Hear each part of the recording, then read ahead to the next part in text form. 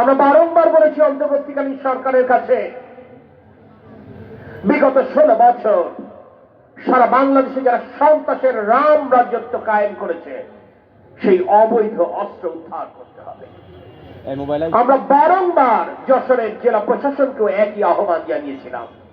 দুর্ভাগ্য, এই দীর্ঘ সময়েও অবৈধ অস্ত্র উদ্ধার অভিযান আমরা করতে দেখিনি।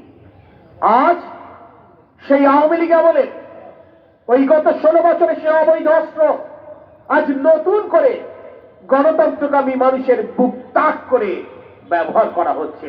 ঠিক যেমন ভাবে ওই গণ অভ্যুত্থানের সময় পাখির মতো গুলি করে আমাদের প্রিয় সহযোদ্ধাদের, আমাদের শুভানুধ্যায়ীদের, আমাদের সন্তানদের, শিক্ষার্থীদের হত্যা করা হয়েছে।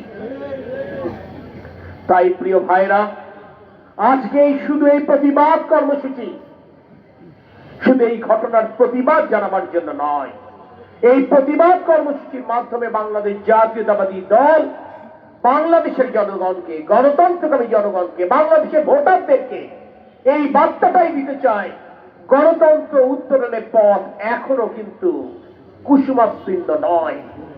এই পথে এখনো ষড়যন্ত্রকারীরা নতুন নতুন করে কাটা বেছাবার ষড়যন্ত্র করছে।